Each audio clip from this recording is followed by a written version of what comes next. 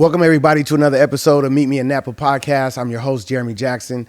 Thank you guys for all the love and support that you guys have been showing me along on this journey. Napa Valley, you've been so good to me. Thank you for all the great wine that you guys are giving to me. I love it. I love to have it up here to drink it with my guests. I have a very, very special guest here today, Dr. Orion Taraban. How you doing today? I'm doing really well, Jeremy. Thanks for having me on. Man, thank you for coming on. One thing I love about the Valley, and I say this often in my interviews, it's community driven, and we've run into each other multiple times. Yeah. And I ran into you, I think it was right around the holidays or a little bit after, and I was like, hey man, I didn't know you had a YouTube. I was like, I do a podcast, and your stuff came across my feed, and we have already had conversations before, so I'm glad that you're able to sit down with me and talk about your journey, your story, and you're gonna hear some interesting takes from this gentleman here. So anyways, yeah, thank you, man. Thank you. You're welcome. It's my home too, so Yeah. I got to rep the hometown, as it were. That's what I'm talking about. So let's get a little bit into it. First of all, before we talk about your book that you have, tell us a little bit about yourself and your journey in life, and how did you get into your profession and even to Napa Valley? Oh wow! So that's potentially a long story. I'll try to give you We condense it. Give me the version. 90-second version. So I made my way out to San Francisco to study psychology in my late 20s. Up until that point, I was living in New York as an actor, and while I enjoyed performing, I didn't find the lifestyle very satisfying. It was hard to be broke. It was hard to live month to month. It was hard feeling powerless over the direction of my career, which as an actor it largely is. And I wanted to take more control over my situation and to build a life worth living. So I decided to leave that career behind and enter into psychology. So I moved out to the Bay Area and got a doctorate in psychology and opened up a private practice in San Francisco and in Menlo Park, which is just south of the city. And for several years, I specialized in men's mental health. So all of my patients were men. I think I was at the time that I opened my practice, there was only one other therapist in the Bay Area who had a specialization in men. And this is a metro area of 3 million people. Right. Yeah, that's interesting. 85% of therapists are women, and women are 3 times more likely to go to therapy than men. Maybe potentially because most practitioners are women. And I do think that just like it might be easier for women to talk to other women about certain issues or concerns, it's definitely easier for men to talk to other men about certain issues and concerns, especially around sex, power, anger, aggressiveness, things like that. So I very quickly had a pretty full practice because it turns out there's a lot of guys in the area who were looking to talk to somebody who could understand their experience. And over the years, I noticed that my patients were getting better. Their lives were improving. They were making more money. They were having more satisfying relationships. And I thought, oh, well, that's very nice to see. For better or for worse, given the constraints of my profession, I couldn't tell anybody about what was happening. Therapy has to be confidential. Confidential, yeah. But I did think that these 30 men that I was working with weren't necessarily special or unique, and the things that we were doing that worked for them might work for, who knows, 30 million people. So that's why I started the YouTube channel, which I called Psych Hacks for many years. Now it's just Orion Taraban. And I brought the interventions and the strategies that were working for these men in my clinical practice to the social media platform.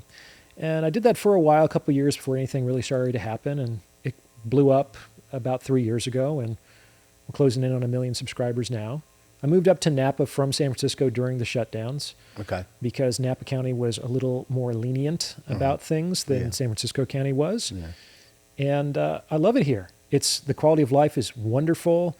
It's full of fascinating restaurants, and it's just a charming place to live. What's your favorite place to eat at? Oh, there's so many good places. I like Bear. Yeah, Stanley Ranch. Yeah, it's Stanley Ranch. That's probably my favorite restaurant in the area. I like Farm at Carneros as well. That's technically in Sonoma, though, so I don't know if we should talk about that. It's the Valley. It's all the Valley. So what's interesting is you're talking about you went into to become a psychologist. And like, did you do therapy prior to you going to become one? How did that spark of that career path happen for you? Yeah, that was part of my trajectory. I was a pretty troubled young man. I had a lot of death and loss and tough times through my adolescence and early adulthood. And I had a lot of issues. And part of my journey was that I did go to therapy. I actually went to a few different therapists, most of which didn't cause any kind of significant improvement in my life. They didn't make me worse, but I didn't really get better as a consequence of speaking with them. But I did eventually meet one therapist that was super helpful for me, and I think he was one of the reasons why I was able to get out of that dark period of my life. And so I at least had some feedback that, hey, it doesn't always work, but therapy can work when it's the right person. Yeah. And I didn't immediately want to become a therapist myself, just when it took many years after I finished treatment myself that I thought, well, maybe this could be a good fit for me. Yeah. Turned out it was a wonderful fit. Yeah. Like, it's a really, really good career. I think I have the best job in the world. Yeah, yeah. I mean, it's working for you, obviously. Thanks. So why do you think that men, it's so hard for us to do therapy, even outside of the lack of not being a lot of male therapists, if that being one of the reasons? What are one of the other reasons? Because when I was younger too, same issues. My parents, try to put me in counseling and stuff, and I just was rejecting it, right? Me too. And so I think that for me, one of the things that was embedded in me prior to moving to Napa, the only thing you knew about Napa was they had the crazy house. We used to say the Napa Valley State Hospital. Okay. So you used to think, I used to always associate, as a kid, people say, oh, we're going to see you to Napa. And that was always associated to the crazy house, No right? kidding. And so, yeah, if you grew up in the Bay Area, that was a thing, right? And especially in the 80s and 90s. But the other thing was, for me growing up, historically, for the African-American community, that sector was almost used as a weapon against us, right? I remember watching Malcolm X, and one of the things he said is how, when his mom was struggling, the county comes in, then the social worker comes in, and therapy comes in and says, oh, you're not fit. And they just broke up his family, right? Mm-hmm. But I've seen, and I've heard stories like that traditionally, but not to make it so just singling out the racial component. I'm just saying, as men in general, we don't seek therapy. So what are some of the reasons or things that you found in your journey of why we don't, and why we so often come to it later in life instead of earlier? Sure. Well, I can do both. I can talk from a racial perspective and also from a gender perspective. Mm-hmm. Like, there's a term in psychology I learned called adaptive paranoia. Mm-hmm. And I think it's appropriate for a lot of the Black community because they have had their trust betrayed repeatedly by institutions and governments that were in a position of responsibility over that community. Mm-hmm. They've been betrayed multiple times. And so when another person, a well-meaning person, says, I'm here to help, they've learned that that might not always be helpful in reality. Mm-hmm. So their skepticism might be in the service of their best interests and their survival. Uh-huh. So I think that mistrust in that capacity, in terms of especially government agencies like Child Protective Services or welfare, I think that's earned. And it's earned through a series of betrayals and mistrusts vis-a-vis the government institutions and the Black community. Mm-hmm. That's what I would say about that. Okay. But with respect to men in general, I think the therapeutic profession has become very feminized. The stereotype that most people have about therapy is, I, as a therapist, will be quiet and I'll have a little notepad. Mm-hmm. You're going to lie down on a couch and you're just going to talk about your problems. Mm-hmm. And in the process of just talking about your problems, maybe I'll make some really astute observation here or there, but you will cure yourself through insightfully observing your own mental processes. Mm. This is like the Freudian example of the patient on the couch. Yeah. And that actually originated from Freud in working with female patients. Mm. The talking cure works for women. Women feel better when they just talk about their problems. They talk so much? It's one of the reasons. We know in terms of the research that women prefer emotional coping strategies and men prefer problem-solving strategies when confronted with an issue. Mm-hmm. It's the perennial disagreement between men and women, husbands and wives. Wife comes home, has an issue, starts to talk about the problem. Man, very helpfully, starts to offer solutions to her problem. She's like, why can't you just listen? I don't want you to solve my, just listen to me. And the guy's like, well, how is that going to solve anything? Yeah. So that's kind of the disjunct. So a lot of guys think, why would I pay $200, $300 an hour for some guy to just listen to me bitch? Yeah. And they have a point. Mm-hmm. That's why, even when I was doing therapy in private practice, I positioned myself as a therapeutic coach. That's what I called what I'm doing. Mm-hmm. For some reason, there's this unspoken law in therapy where you're never, ever, ever, as a therapist, supposed to give your client or your patient direct, actionable feedback. Like, you're never supposed to tell people what they should do. The idea is that they should be able to, like, come to that realization themselves in time. And I think that wastes a lot of time, energy, and money from both side points. That's interesting. Guys come to me and they're like, look, if I could have done it by now, I would have done it by now. Tell me the fucking truth. Right. Hurt my feelings. Tell me what everyone else is too scared to tell me because they don't want to hurt my feelings, because I need the truth and I need solutions to implement to get out of this situation. And the outcomes in this kind of service are actually much clearer than in therapy. How do you measure if you're feeling better or that you've processed your trauma? But you can measure whether you have a higher paying job or you have a more successful relationship or you're getting more dates. Like, the outcomes are a little bit more objective. And I'll tell you that when I started just pure consultation, I've had 5 times more Black clients as a consultant than as a therapist. I think there's something about the institution of therapy that still carries, potentially appropriately, a stigma in some communities. Like, only crazy people talk to a therapist, right? And I'm not crazy. I just have some problems that could be solved, but I'm not crazy. I'm not crazy, right? So even though I charge a lot more as a consultant than as a therapist, I found that that service is more amenable to Black men and men in general. Wow, that's interesting. So they find it because you can't. Are you bound by law to not give actual advice through the therapy side, so the consulting side, or what do you? No, you're not bound by law to not give advice as a therapist. It's just like this cultural, unwritten law that therapists aren't supposed to ever tell their clients what they should do. The clients need to figure that out for themselves, and a therapist telling a client what to do is an inappropriate transgression into their autonomy and their freedom and their personal responsibility, et cetera, et cetera. Is that still held as truth today in your field? So still, And so is there like therapists who challenge that and say, hey, we need to change that, or is it just they're out there? And it used to be more directive back in the day. So the pendulum has swung in this direction towards away from paternalistic institutions where there's the expert who's telling you this is what you should do to get out of your situation or to resolve your problem or your mental illness. It's that the client is the expert in his or her own life. They know better than me, but it's like, why are they paying me if they know better? It's like, it's very confusing. So old school therapists who are more behavioral are probably more comfortable giving direct, actionable feedback to their clients. Interesting. So with these men that you that are coming to see you, what are some of the top issues that they're coming to you for?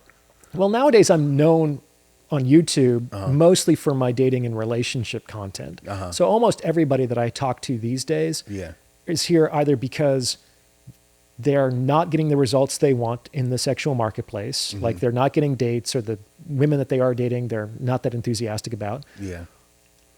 And or they're recently divorced and they haven't been in the dating market in decades. And they're like, what's a Tinder, you know?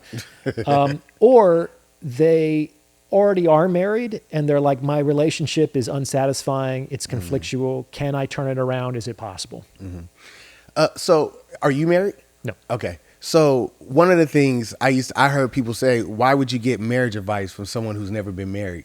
Right. Sure. How do you combat that? And I mean, do you even agree with that? I think there's some truth to it, but the question is really like, do I want to be married? Like, if I don't want to be married, it's no failure that I'm not married, right? If somebody is married and they don't want to be married, it's no success that they are married, right? So to my mind, I said this publicly on my channel, I'm not a big fan of the legal institution of marriage. As a man, I think it gives me a lot of risk with not a lot of reward. That doesn't necessarily mean that I can't and don't have healthy, loving, stable, long-term relationships that are committed. Right. That's totally different than like signing a contract with the state.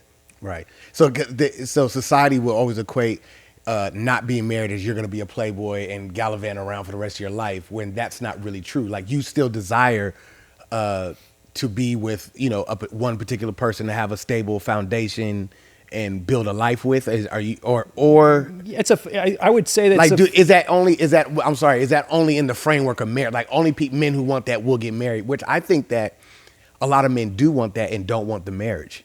Well, sure. And there's too many men who are married who are cheating on their wives to suggest that marriage prevents gallivanting around. Yeah. So you can be a playboy and single. You can be a playboy and married. Yeah. In fact, it might be easier to be a playboy if you're married as a man. Mm-hmm. We've seen from the research that men are more attractive to women when they're taken, when you're wearing the ring. Mm-hmm. It makes you feel safer to them. You were just sharing an anecdote about that before we started rolling. Yeah. On the other hand... Don't tell all my secrets. I won't. But on the other hand, women are perceived as being less attractive to men when they're in a relationship. Mm-hmm. That's when the Instagram baddies, when they publish their boyfriend's face, they lose like 50,000 followers because no guy wants to see some other guy with his hand around the woman's waist that he's fantasizing I'm about. fantasizing about. Right. That's an interesting thing. So what do you think that, why is that so? Basically, what is it about men and women that we respond differently to that? Gee, I don't know, man, but we are different. Like men and women are different. Yeah.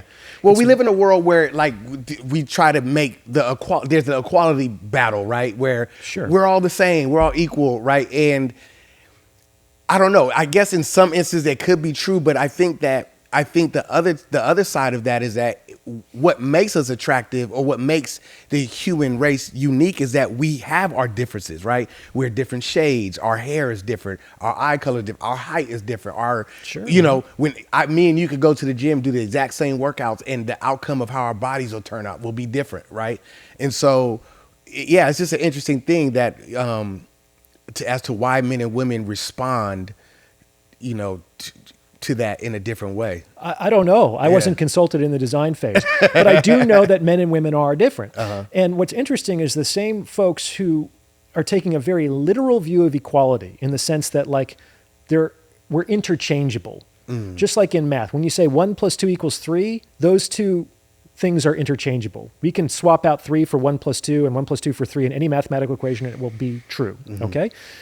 The same people who think that men and women are strictly equal and interchangeable are also often the same people who are advocating strongly for diversity and diversity quotas. But diversity requires people to be different in order for it to be diverse.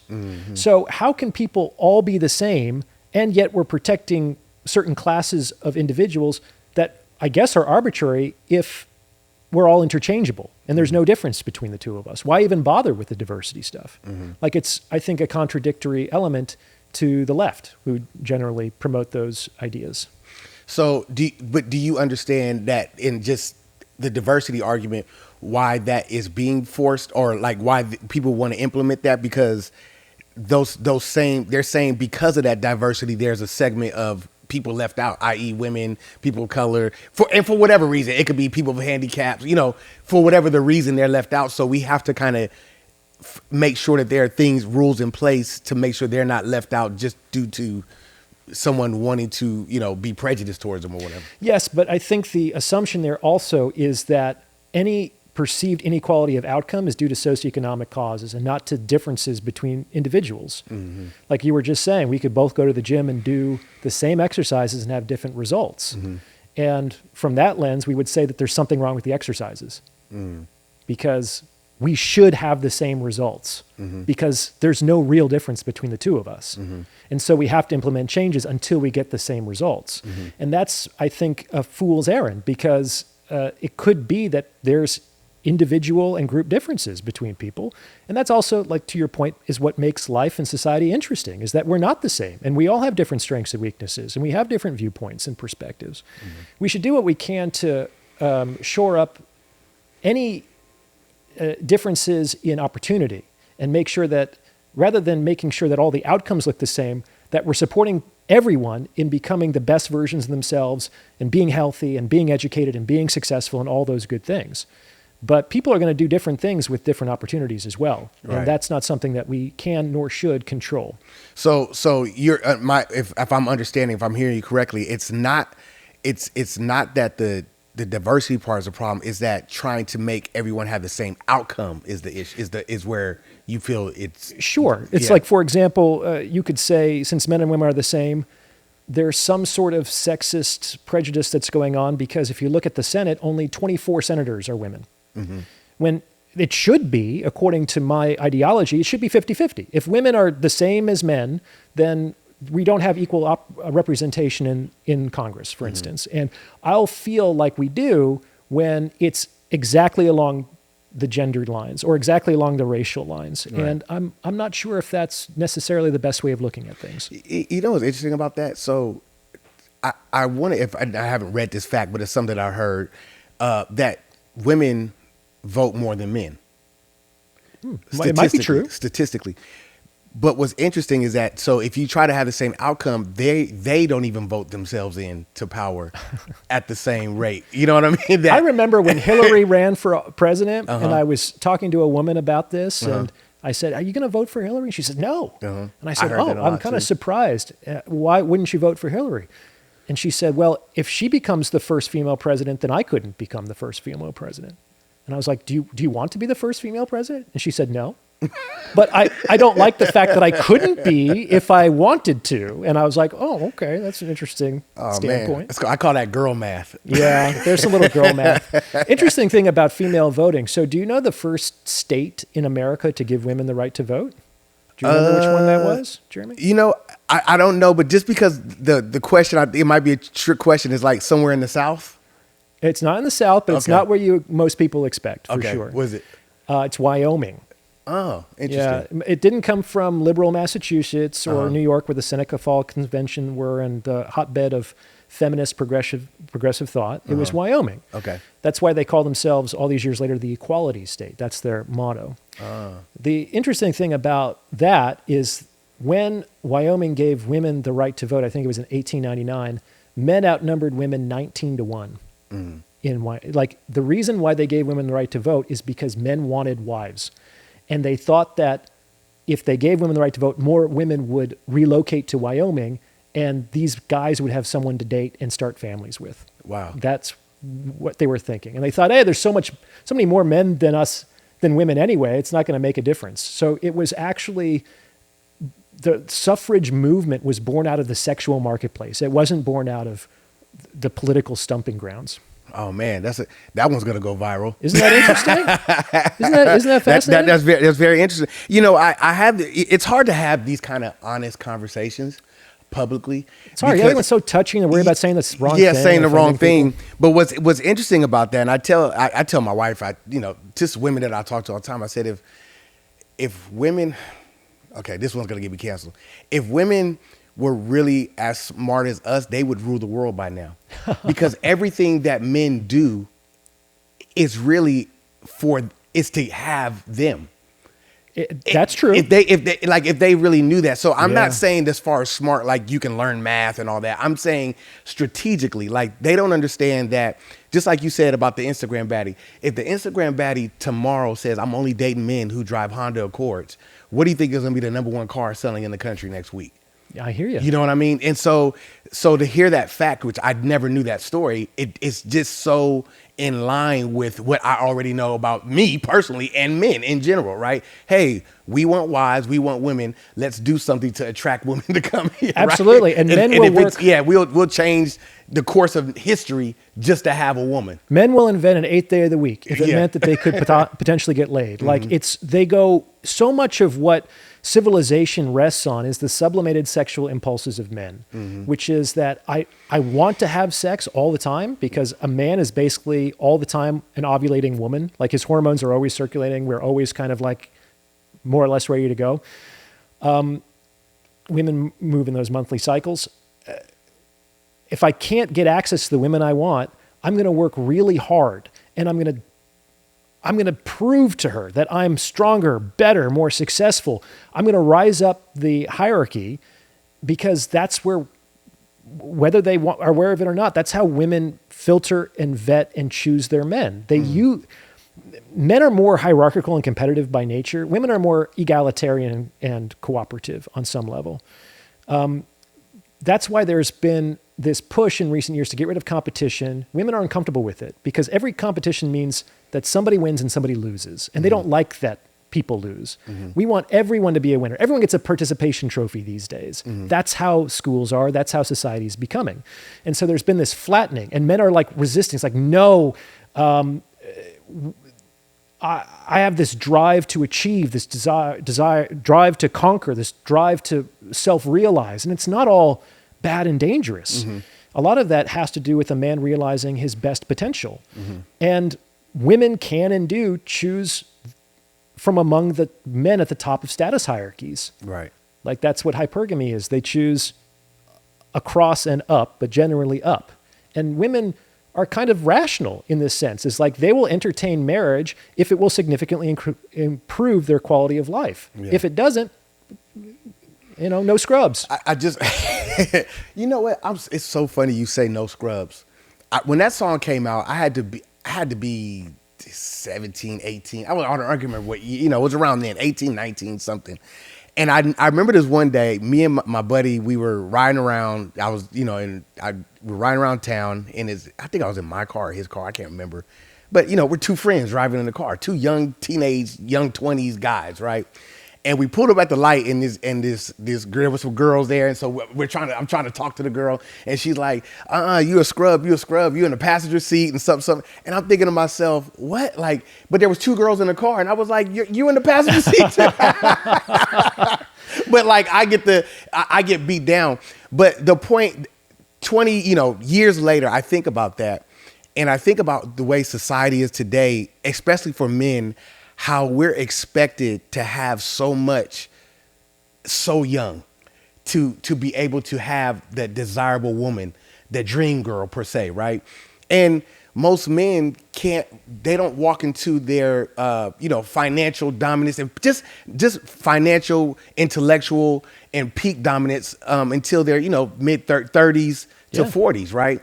And so even we have a society of like I say, women who were putting the expectation on men in their years when they're supposed to be developing themselves. I shouldn't have had a Mercedes-Benz unless I'm rich, you know what I mean? Or born, wealthy. No, I'm supposed to be going to school. I'm supposed to be getting a job. I'm supposed to be building myself, right? And so that's just funny that you said that, because that's a story that lives in my head. It's a great anecdote because it reveals reality in the sexual marketplace today is that the female driver and the female passenger both wanted the male driver. Yes. Regardless of where the woman is in her life and where her value exists on the continuum, they want the male driver.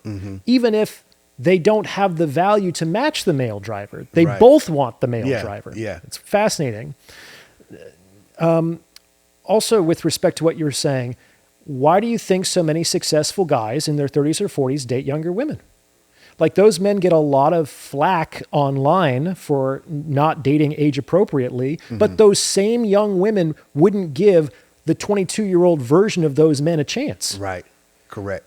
So they were already dating older women. I remember in high school, the girls I wanted were dating the college guys. You took it right around. In college, the girls I wanted were dating the guys who already had their own place. Like, they're always dating up. The top beautiful 1% of those women, it was always a guy coming to pick them up from school. Sure. When I was in high school. It's I didn't have a car yet. Yeah, so okay. Catch the bus with me, Now I'm that guy. Right. Potentially. So the other thing is that back in the day, I think there was more of a social expectation that a woman would help a man build that. That they would join at a younger stage of life and they would work towards building wealth and stability and a family together. Nowadays, it's like women just want to pick among the winners, the guys who already have the Benz and the status and the lifestyle, etc. Which I can see on some level the reason there, because it's hard to marry potential. Like my dad told me, potential is the most common thing in the world, Orion. Potential is like sand. Everyone has potential. Yeah. How many people realize their potential? Right. How many people are even working to realize their potential? Right. So a lot of women throughout history have been saddled with men who maybe had great potential and never really made it. And it's like, I got a dud. Right. And there was no divorce, and that's not a good household to be a part of. Yeah. So women are like, screw that. I don't know if this guy's going to be a winner or a loser, so I'm going to make sure that he already has the things that I want. Okay, fair enough. But that means there's 99 other women who are gunning for that same man. Guy. Yeah. Which means every woman has to give a hard, honest look at the person in the mirror and say, can I beat out 99 other women? Mm-hmm. And a lot of women are going to cope and rationalize and say yes. Mm. But it's the cat that decides what milk is good. They're seeing it from their perspective. They're not seeing it from the man's perspective. And of course, if there's 100 women who are gunning for him, what's the likelihood that that guy is going to surrender that sexual optionality and say, you know what, I really want to be monogamous with one woman? Mm-hmm. I mean, to your point, Jeremy, just a few minutes ago, a lot of what men do, consciously or not, is to get more access to more attractive women. Mm-hmm. And if you actually work really hard for 10, 15 years and you're enjoying that kind of optionality, are you going to think, finally, I'm just going to hand over half of my shit to a woman who just showed up? It's like, no, because that woman wasn't around when he was building things. Right. As I've said, only founders get equity, Jeremy. If you're there at the beginning and you build with me from nothing, you're entitled to half. Right. But if you show up after I've gone public and my company's gone to the moon, like you get a salary at best. Like you might have a high paying salary, all things considered, but you get a salary and your continued salary is contingent on your good behavior. So that's true, and it's deep. One of the things that I was bringing up before camera, I was talking about Shannon Sharp, and I was like, he chose to remain single, and but he still had to pay the price as if he was a married man getting caught cheating, right? And so, why do you think that as a society we don't really accept, back to the point of us being different, right? Where if you from reading the Bible to today, men of power and wealth have multiple women. Why do you think that that's just not a standard that's accepted, at least in America? And why do we act still so shocked when these things happen? From Tiger Woods to list all the names, right? Why do we still act shocked when men actually act the way men have always acted since the beginning of time? I don't know. It's a great question. Because I don't think we should. It's like I once read an article written by a woman about why do so many presidents, so many athletes, so many well-established, powerful men, they throw it all away for the intern. They throw it all away for this mistress who maybe not even very attractive, right? Mm-hmm. And they completely miss the point. They missed the point because the reason he became president, the reason he became a millionaire or a billionaire, the reason he became famous and worked for those decades, consciously or not, was to get more sexual access to women. That's just, from an evolutionary psychology perspective, that's the way it is. I think we're loath to admit it, but the reason why people like Shannon Sharp. Yeah. Shannon Sharp. I don't know him well. He's he used to be on the ESPN show with Stephen A. Smith. And I just know about the scandal a little bit, right? Yeah. But it's Hall of Fame athlete. I know more like Leonardo DiCaprio. Okay, right? Yeah, we could do Leo. Yeah. So like Leo gets a lot of flack for dating these younger women, and every year or two kind of breaking up and trading down for a younger model, as it were. But if he were married and he cheated, they would string him up for that. You know what I'm saying? Yeah. So it's like maybe this is a man who's doing the most responsible thing by not making a commitment that he's either unwilling or unable to commit to for the rest of his life. And maybe he's honest and upfront about the women that he's dating. I'm sure the women know that he's Leonardo DiCaprio and that dating him is going to give her certain privileges and opportunities, et cetera, et cetera. But the idea here is that a single rich man who keeps all of that stuff, his wealth and his power to himself, is an enemy of society. Like, we hate successful single men, hate them. And like even throughout history, there's countries that have employed bachelor taxes. Like if you're a man and you're unmarried, you have to pay more tax than a married man. We still have a bachelor tax. It's just inverted in the sense that like married men now get tax breaks, which means that single men, I guess now single women, because now that they're earning their own money, they get penalized for not using that money kind of to spread around. Yeah. So there's a lot of envy. It's not fair that this guy has all this and he's just keeping it to himself. How selfish. So I'm going to kind of tear that down as much as possible. Marriage and sexual relationships have historically been one of the planet's most successful resource redistribution programs in the entire world. Like even today, men earn a disproportionate amount of global GDP. It's through their efforts, through their labor, through their ingenuity. They're actually creating value in economies around the world. We also know that women disproportionately consume value. Like 80% of consumer spending is done by women. So men are disproportionately generating value. Women disproportionately are consuming value. And I think you'd be hard pressed to make a counter argument given the population level statistics. So, and where is that consumption coming from? It's coming from men. Men are producing the vast majority of the value, whether it's directly for that woman in a committed relationship or indirectly through society that she takes advantage of. That's the role of men. The role of men that no one talks about is that you are to be yoked. You are to be yoked to a woman or to society in general.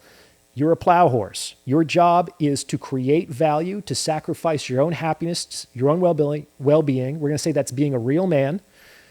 And you need to step up to responsibility. Fuck your feelings. Fuck your dreams. Fuck what you really want to do. Do the right thing and man up. And men, by and large, have bought into that. Yeah. Mostly because they didn't have a choice. But now they're kind of waking up to that. They're waking up to the fact that in today's day and age, women are being told not to be feminine and to be submissive and to be good women for the men that they're dating. They're said, you need to do what's right for you, sister. Yeah. But men are still expected, nope, you got to man up. You got to be sincere. You got to be committed. You got to be responsible. You got to gimme. And guys are like, fuck this, man. This is a bad trade. And what I'm noticing too is that when you look at the society right now where the women, because the dynamic of women providing for themselves has changed over the last 50 years or so, right? Hugely. So a lot of women are outdoing their men financially. It's true. And so, but when you see, especially, and I hate to use entertainers and as the metrics because they're such a small percentage, but I'm using them in the sense of, for an example, you take a Cher who has a new boyfriend. Cher is in her late 60s, early 70s, who has a boyfriend in his 30s, right? Right. She's got the cabana boy. Yeah. When you put them in the same positions, you see they often operate the same way that they have torn down men for moving, right? And so I think the waking up part of what you're saying is like, we're seeing that happening. We're like, well, we thought you were different. We thought that when you had you had all the rights and the equality in a sense, and now you're doing the same thing as what we do, right? There's a really interesting study that I just read that came out of Denmark, which is one of the most egalitarian societies in the world, especially from a gender perspective. And they researched the relationship between increases in income and like the number of children that people have. What they discovered is that when you give men a raise, they are more likely to have kids. When a man gets more money and he gets his situation set, he's like, finally, I'm in a place where I can afford to have a family. I can responsibly take care of other human beings. By the same token, when women got the same raise, their childbearing number dropped precipitously. When you give women money and their own financial security, they don't say, finally, I have enough that I can take care of other people. They say, I don't need a man. And I'm going to buy the handbags and go on the vacations that I've always wanted to do. And I don't need no man. So whether it's cultural programming or something biological, it's probably a little bit of both. But when men are set up for success, they generally want to share that success with other people. The exception are these really successful bachelors that are used as a foil for men in general. But when women have the same financial stability and security, they don't say, finally, I can take care of a man. Finally, I'm going to share that with him. They think, this is my money. Yeah. Why would I share it with you? When there's this millennia-old expectation that men, of course, share the hunt, the bacon that they brought home with their women and children, right? So that's interesting because, in some markets, women under 30 who are childless are earning more than men in that same demographic for the first time in human history. And we've never seen fewer births, fewer marriages, et cetera, et cetera. So it correlates on the social level with what this is saying. And I would go even further to say that the idea that a woman today who makes her own money and calls herself a strong, independent woman is wrong. She's not independent. She needs her employer about as much as her grandmother needed her husband. And most likely her employer is a man. All right? So an independent person is not an employee. That's an at-will contract, and she could be laid off any time when the market changes. Like, that's a false sense of independence and security. And what we've come to is that in the modern family, which generally requires a dual income because things are so crazy expensive these days, especially in the Bay Area, is the husband and wife are both working. And what are they working for? They're trying to earn money so that the husband can pay a woman who's not his wife to look after his children. And he has to pay a woman who's not his wife to look after his children because his wife is working. And why is the wife working? Because she doesn't want to just be dependent and obey her husband. That would set her back centuries. And so she spends 8-10 hours a day obeying her employer. So that's getting to traditional family with a lot of extra steps and a lot of stress and unnecessary suffering. I mean, just crazy idea. What if the woman, the wife was the woman who take care of the children, and the husband was the man that the woman followed? Like, you could get to the same outcomes far more cheaply and probably more satisfyingly. Because that man was willing to marry her, right? That, like, you got to be really careful about bleeding for an employer. You could work for 40 years for a company, and then maybe at the end, they'll give you a buffet lunch, put your name on a little plaque in the hallway, shake your hand, and that's it. And they'll have someone else at your desk by 2:00. Yeah. Like, there's They're no point. They're already hired. There's no point in giving your life to an employer. Your employer doesn't fucking care. So let me be devil's advocate, because because after I get canceled after this conversation, there's nothing I'm not saying here that I haven't said on my channel. Listen. I love it. And I'm having this conversation, not saying that I even agree with everything, but I like to have these type of conversations need to be in the open so we can challenge each other's thoughts, right? Challenge each other's. There's nothing. You got to be able to challenge and have opposing views. So like I said, I want to play devil's advocate. Yeah, please do. For the woman who's saying, well, okay, we talked all this stuff and we talked about them and we said all these things, and they say, well, we have thousands of years of it going your way.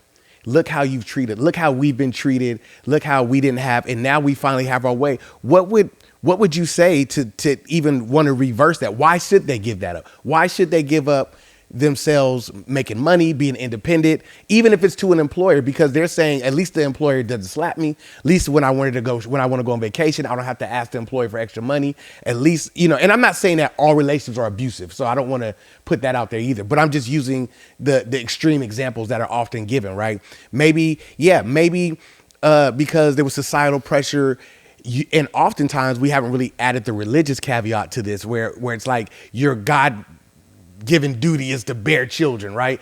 And so, maybe I don't want that. Just like there's some things that you don't want, right? But you've always had the option. When I say you, us as men have always had the option to say no to certain things because we've had the power, right? So give me an argument that why would a woman give up what she has today to go back to everything that we've been talking about for the last 30, 40 minutes. Yeah, I hear you. And just for the record, I'm not advocating that we go back to the 1950s. Okay. Like, I'm not a tradcon. I'm not saying that women just should be in the kitchen and men should rule the world, et cetera, et cetera. Yeah. The genie doesn't go back into the bottle anyway. So we have to keep moving forward. And usually the conservatives and the religious folk who want to move back in that direction, they typically are preaching to the choir. They're preaching to people who already want to believe that to be true. Right. But I don't think it's going to be implemented on a social level. And often they're not living it themselves. Behind closed doors That's totally true. I mean, you always get that preacher who's get embroiled in some sort of sexual impropriety with this congregation, right? So I hear what you're saying, but I do think that there's been a retconning of history in the sense that nowadays women like to focus on just all the negatives, in the sense that women were men's private property and they could do whatever they wanted, and women, et cetera, et cetera. Yeah. Now, to be fair, absolute power corrupts absolutely. And men have had more of the power throughout history. Have some of those men abused that power? Absolutely. Have some of those men become like petty tyrants in their households? Yes. Right? The flip side of that, though, is just like most women throughout history were not chattel slaves, most men throughout history were not like kings of the earth. The vast majority of humans who have ever lived have been poor and disempowered people, no matter what country or race or strata you're in. It's like most people, life has been really hard for billions of people for thousands of years, right? And the closer you are to just survival, the more you need other people, right? That's like when you go into the favelas in Brazil or in other poor communities, materially poor communities, there's often a really strong social network. Like you know somebody who knows somebody who knows somebody who can get that for you. And you kind of trade in favors and you help each other out. Because when you don't have shit, you need other people or else you're screwed. Yeah. So men and women have long existed at the subsistence level. They're just focused on survival. And basically they were coming together for a small business, is that we're going to make kids and you're going to be in charge of cooking and raising the kids, which is hard work. And I'm going to be in charge of making sure we all have enough food to feed all these mouths, which is also hard work. It's not like I'm sitting at the desk with my feet up smoking a cigar while a woman is waking up in the middle of the night breastfeeding all of these children, right? Both sides were working very hard. And that's kind of what marriage was. It was a practical necessity to survive. Now, the more people have, the less they need other people. And you see that in so many different ways. As GDP goes up in every country around the world, the birth rate goes down. Here in Napa, you can go to some very affluent neighborhoods, but they're like gated and maybe they don't even know who their neighbors are. You know, the more you have, the less you need other people, because you generally need other people for things, because people can be difficult. You have to compromise, you have to negotiate, you have to sacrifice, you generally have to quid pro quo kind of a thing. Give and take, yeah. So if I could dispense with all that and just get what I want, why wouldn't I on some level? And so that's kind of where we're seeing the fragmentation of marriage and long-term relationships, is that we don't need each other nearly as much as we did even 100 years ago. Now, the women who just focus on the negatives, which are valid, but you need to balance the scales so that there were positives. It's like there was a man who was committed to lay down his life, if necessary, for her and her children. There was a man who would work 10, 12 hours a day and hand over the money to make sure that she gets fed first. There was a great deal of service and care and love that women also got from their husbands. Most likely they got more of the good stuff than the bad stuff, I think. But we're just focusing on the bad stuff. Now, to be honest, it's like it's not possible to be free if you don't have money. Right. And I think that's what women are collectively afraid of. And I have some sympathy for that. It's like he or she who pays the piper calls the tune. Like Virginia Woolf said, to be able to write a book, you need money and a room of your own. You can't do that if you have to take care of 8 kids. Right?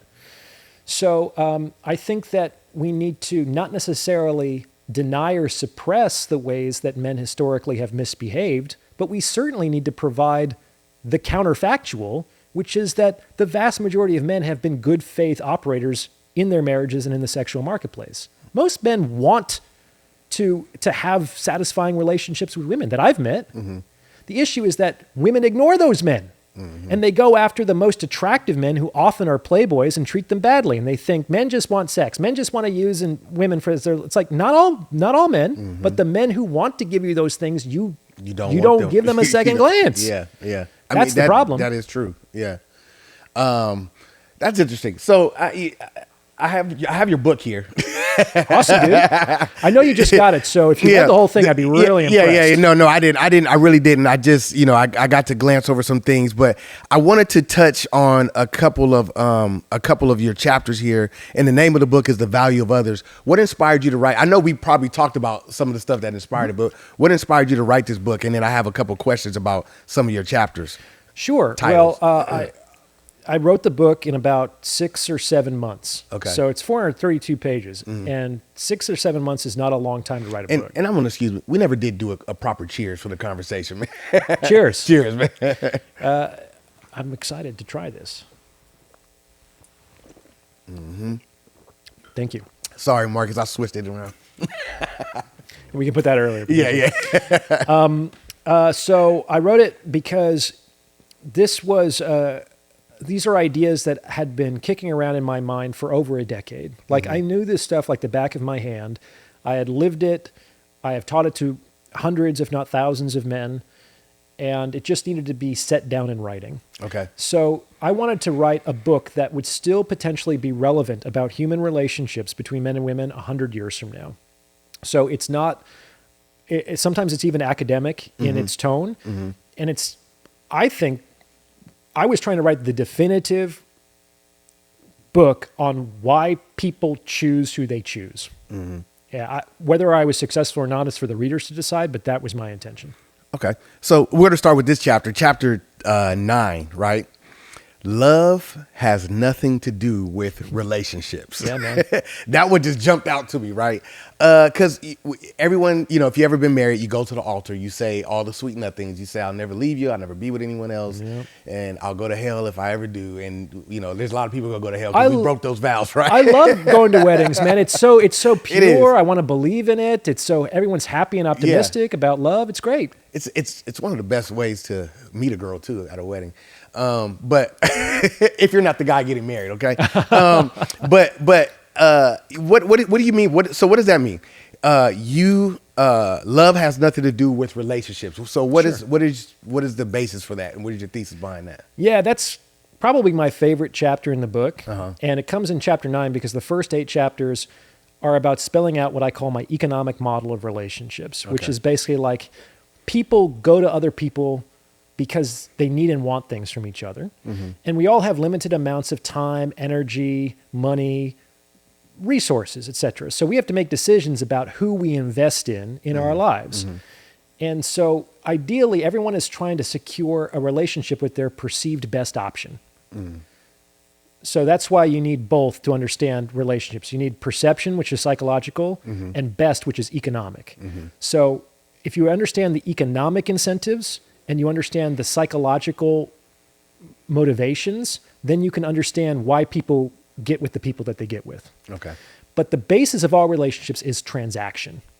It's that I'm getting something from you that I want or need, and if that goes on too long, or if I feel like I'm giving far more than I'm getting, the relationship is jeopardized, or I probably would never have started it to begin with. In fact, pretty much every single argument between a married couple boils down to I'm giving more than I'm getting. And if relationships were about love, why the fuck is that a problem? Why would it be a problem that you were giving more than you were getting if you were in love, if you were loving? Did Jesus say love, but only up until the point that you're getting reciprocated? Jesus even said love your enemies, which we have to understand are people who might want to kill you, as was the case in his life, right? So love is also not about a feeling. It's not possible to feel warm, fuzzy feelings towards people who might actually want you dead. Yeah. What love is sacrifice in the service of the other. Love wants all that is good for the other person, regardless of whether that person reciprocates or even hates my guts. That's what makes the teachings of Jesus so revolutionary and rebellious. Before that, it was eye for an eye, tooth for a tooth. Right.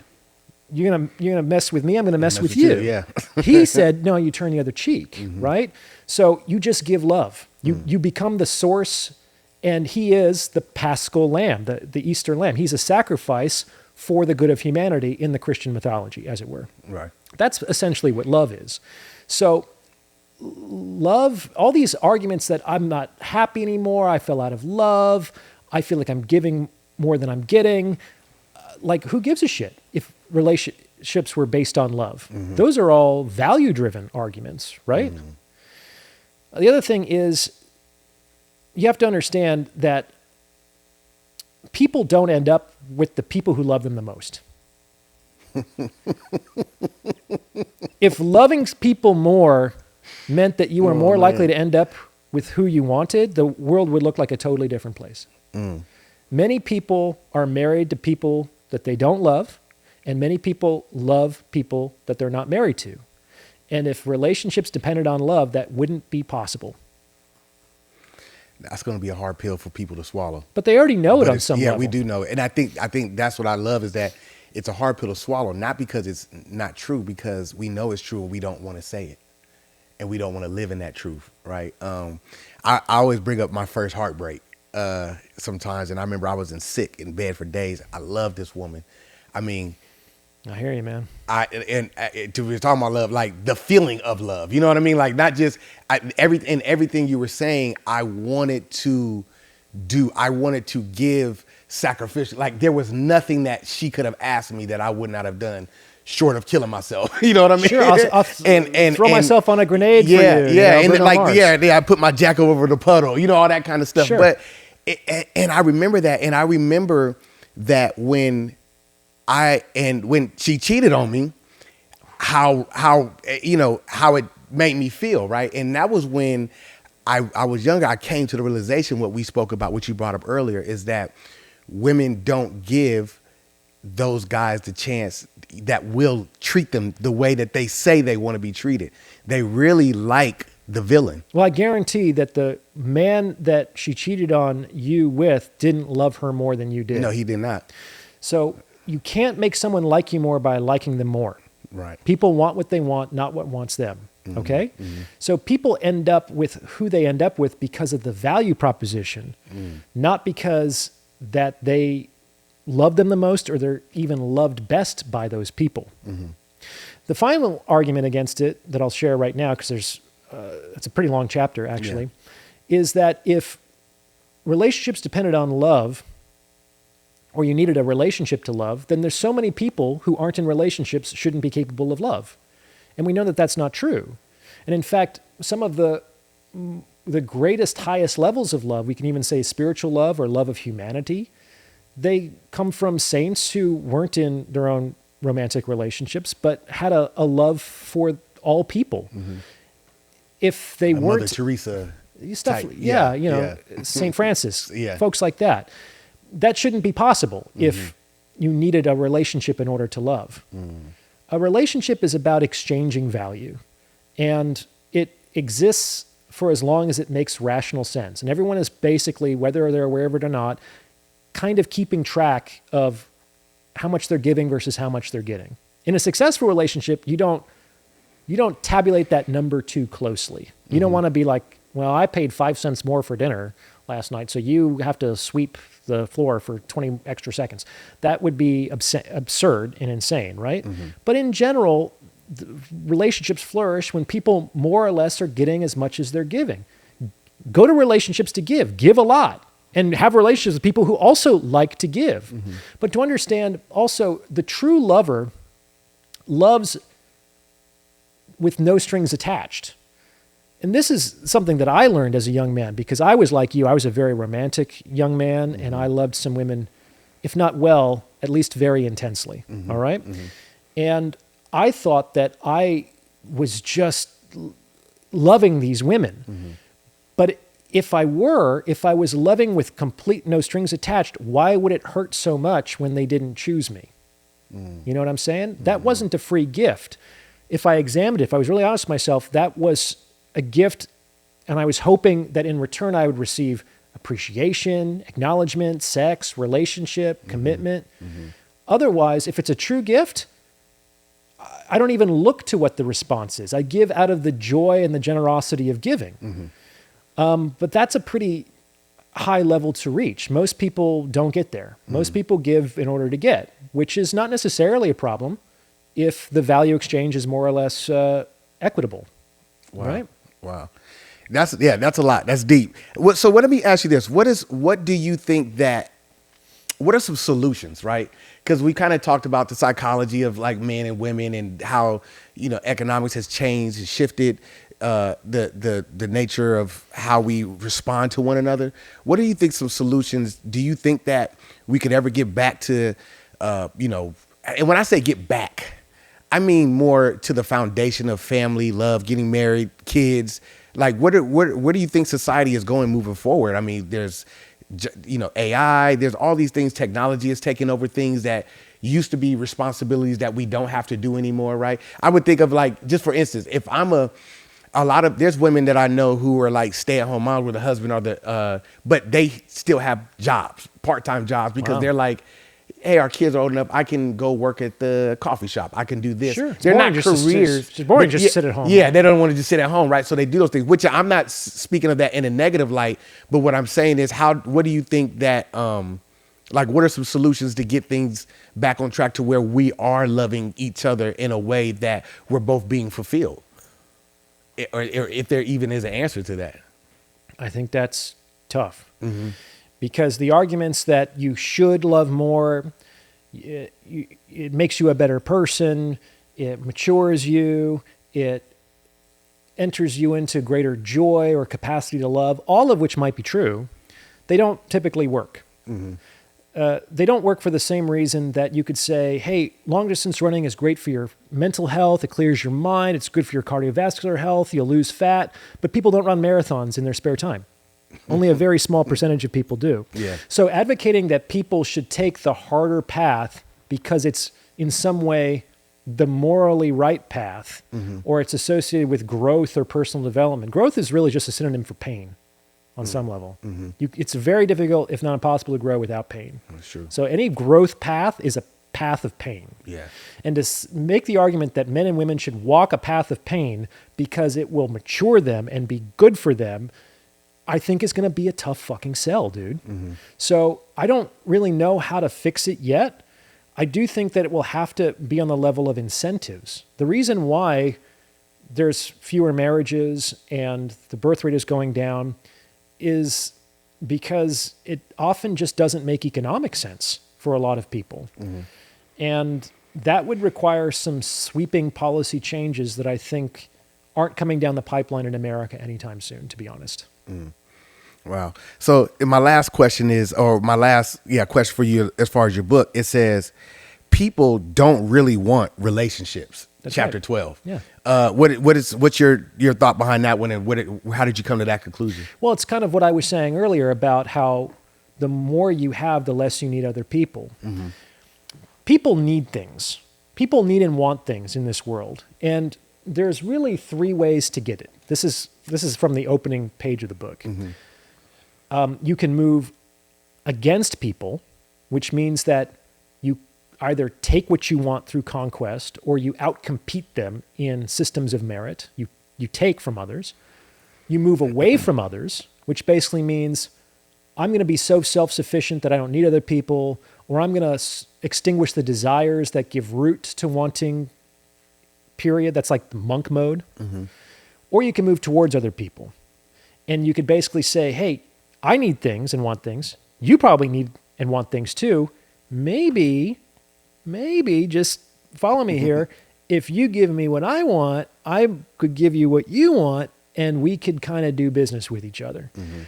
Of the three solutions, that's the only pro-social solution. That's the basis of society, is the exchange of value. Mm-hmm. All right? But that's ultimately what people want.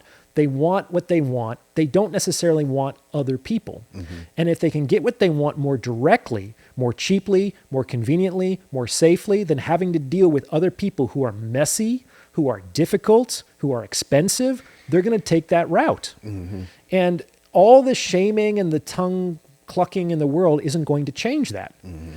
So if we make getting what we want from men and women safer, easier, and cheaper in other ways than actually relating to each other, men and women are going to do those things. Mm. That's what I talk about in that last chapter. For example, throughout the book, I have this ongoing theory that basically in the sexual marketplace, men are attempting to exchange resources for sexual opportunity, and women are attempting to exchange sexual opportunity for resources.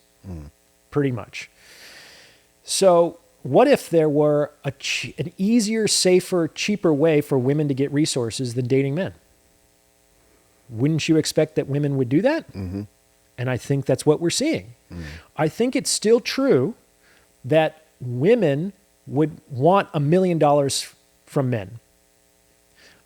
But in today's day and age, for instance, it might be easier for the average woman to get $1 from 1 million men than $1 million from one man. They still want $1 million from men, but how they're going about getting it is changing given the available options and opportunities and technologies.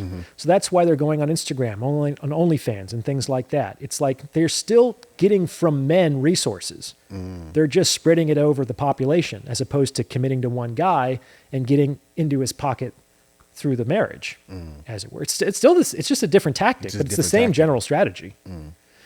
By the same token, what do guys want? They want sexual opportunity. So where do guys get trapped? Pornography. And with robotics and virtual reality coming down the pipeline, forget about it. AI, forget about it. It's like women are expensive. I got to take them out. I got to listen to them. I got to make them feel special. I got to buy them drinks and dinner, and they still might not sleep with me. It's like, wow, geez, I'm just going to stay home and not feel worse for trying. And that's how a lot of men get trapped in that sector. Now, it's not the same as real sex, granted. Just like the validation that a baddie receives on Instagram is not the same thing as attention from a loving partner. They're not as good. But enough people are saying that they're close enough that we're seeing men and women trapped in those various ways.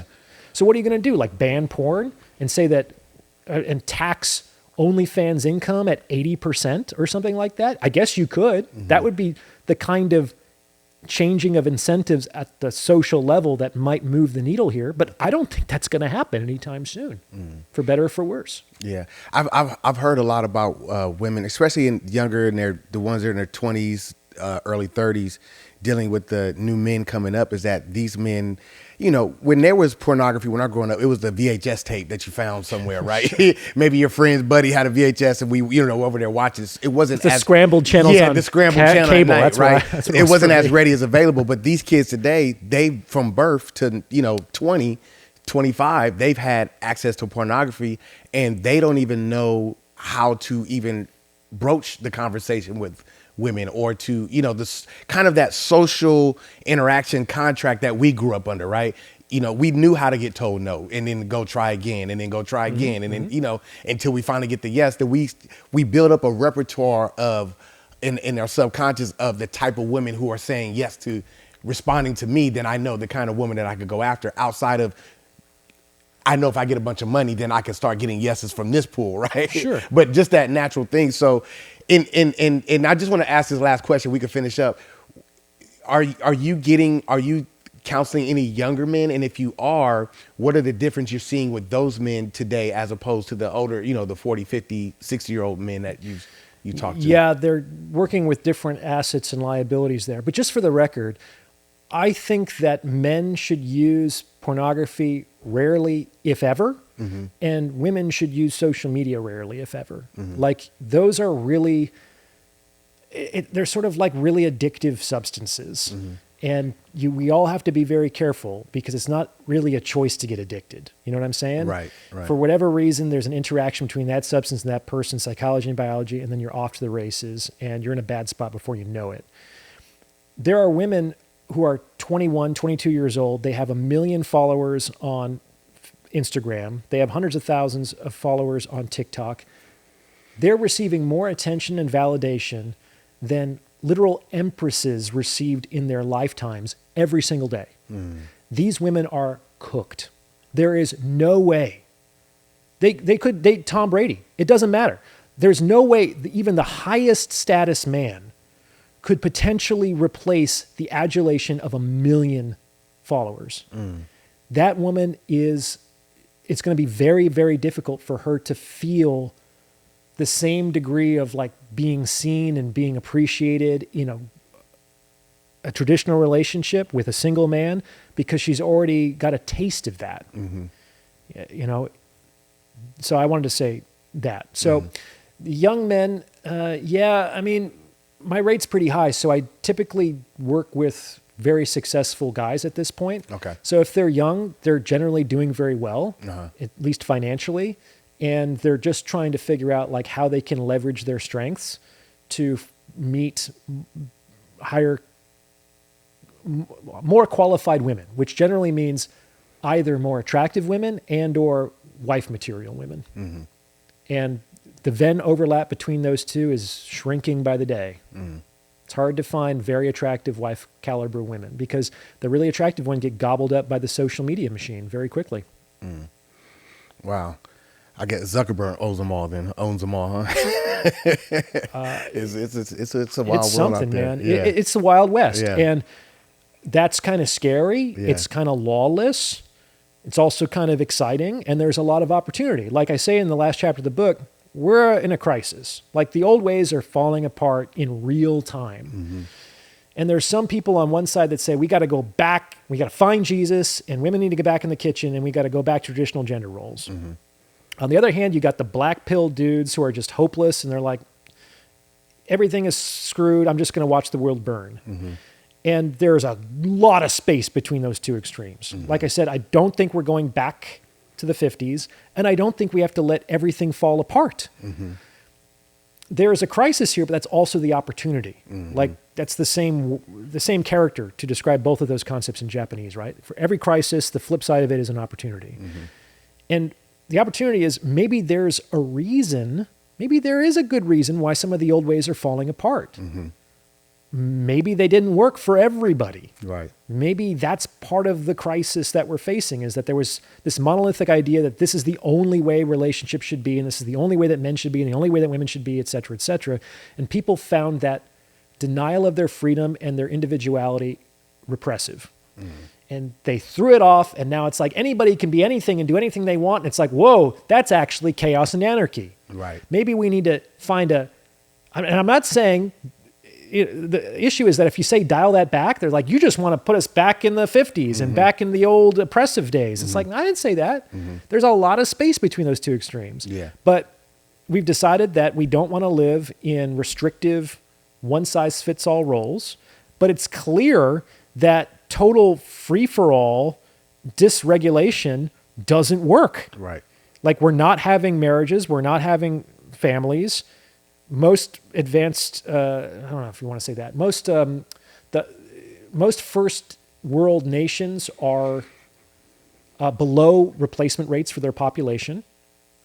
I think more people left America in 2025 than went into it for the first time since 1938. And the only reason why the population doesn't seem to be dropping is because of the immigration. So, like, there's an issue. Mm-hmm.